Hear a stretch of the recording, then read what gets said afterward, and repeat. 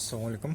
Мына жерде бүгін керамический лампа жайлы айтамыз. Яғни бір күн істеп, бір ай істеп, жылдап істейді кей кезде.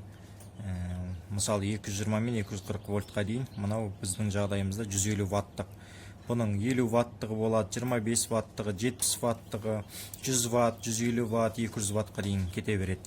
Именно лампалар. Ал енді 4-1 сияқты керамикалар болады, олар 400 ваттқа дейін мен көріп едім өзі басым. Осында керамика болады, бұл істен шығып кеткен жағдайында қандай ремонт жасап, бұны қайтадан тағы да пайдалануға, іске асыруға болатынын сіздерге көрсетейін дедім. Және де кішігірім бір лайфхак болады дегендей. Яғни мына жерге бізге паяльник керек кәдімгідей. И мына жерде отпаивать етемізде.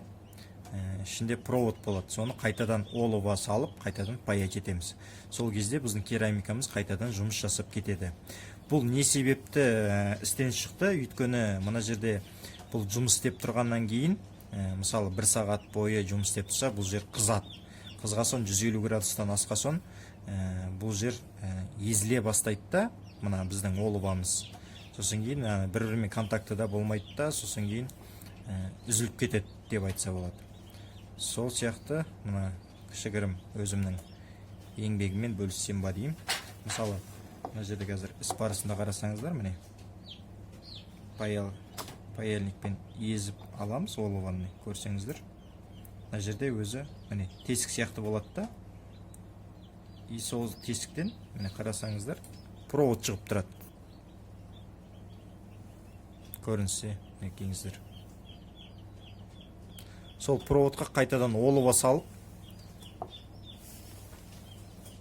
паять етсеңіздер, керамический лампаларыңыз жұмысқа асады.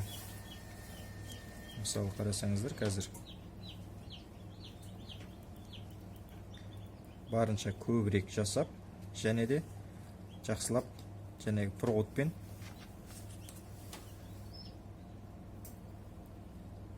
контакт жақсы болу керек, аямай.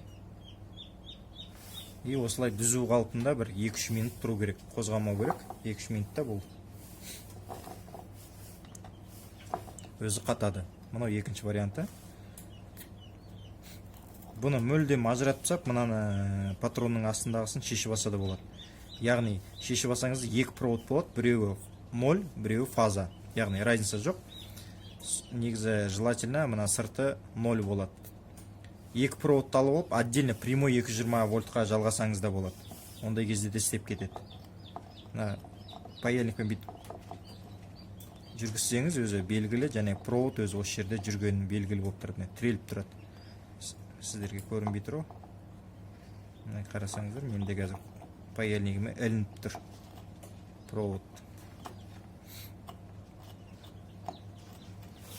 Сол сияқты бұны да қазір көбірек оловасын жасаймыз, контактысын жақсырақ жасаймыз.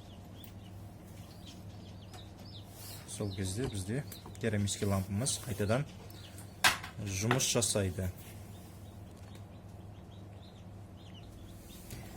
Тексеріп келдім. Екен істеп тұр. Мынауымызда істеп тұр. Енді бұлай сіздерге екінші керамиканы ашып, бұлай көрсетейін дедім. Яғни мына жерде екі крышкасын патронның астына кіретін цокольға крышкасын аштық. Міне ішінен қарасаңыздар осындай болады.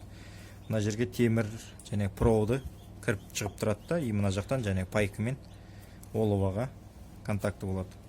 Мысалы ішінен қарасаңыз осындай болады. Біреуі 0 болады, яғни корпусқа тиіп тұрады, біреуі жәнегі прямой барады. Ішінен қарағанда осындай болады.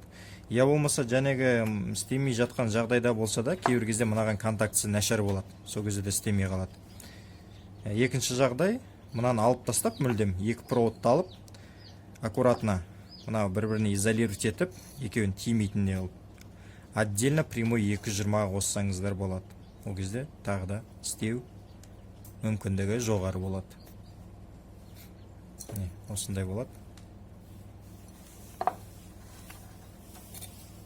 Қарасаңыздар, міне мысалы мынау несімен изоляциясымен ол прямой неге барады, цокольдың ортасына, мынау корпусқа шетіне мына бүйтіп орнатылады негізі. Және провод мына жерден шығады.